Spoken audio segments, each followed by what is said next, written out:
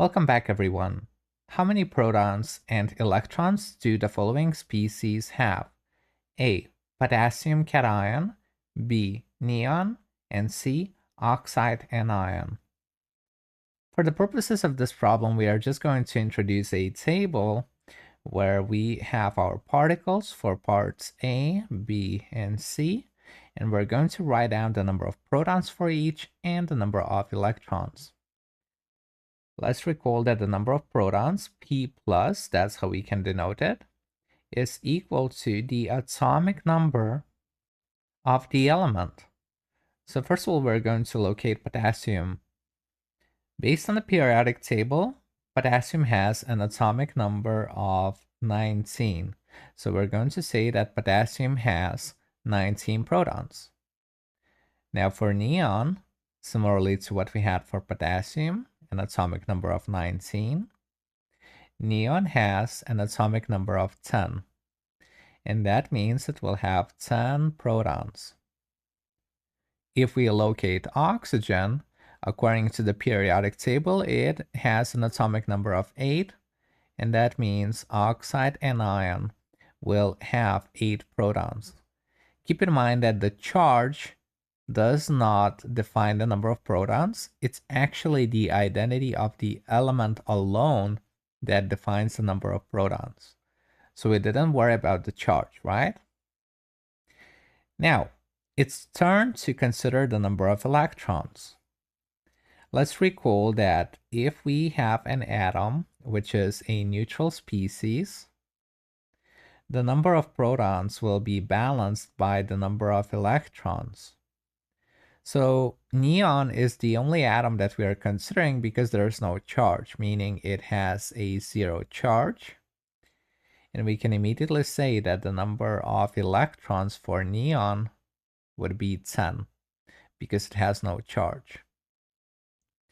Now we have potassium cation, right? It has a positive charge. Positive charge means that there is a lack of 1 electron, right? So if we have a positive 1 charge, that means potassium lacks 1 electron for neutrality. Meaning if we have 19 protons, so that's 19 positive charge. We cannot have 19 electrons because that would balance out the protons to get a 0 charge. So we must have 18 electrons, a lack of 1 electron until neutrality. In other words, we can also summarize this operation mathematically. The number of electrons can be found by taking the number of protons and subtracting the charge. So in this case, if we want to find the number of electrons for potassium, it has 19 protons. It has a positive 1 charge. 19 minus 1, that gives us 18 electrons. Well done. And now moving on to oxygen, we notice that we have a 2 negative charge. That means we have an excess of 2 electrons because we have a 2 negative charge. Instead of having a neutral atom, we have a negatively charged ion, which means that there are 2 extra electrons. So if we have 8 protons, that means we should end up with 10 electrons. And let's check if that's valid based on our equation.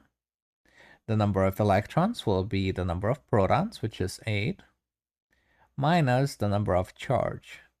In this case, we can say mathematically that would be -2.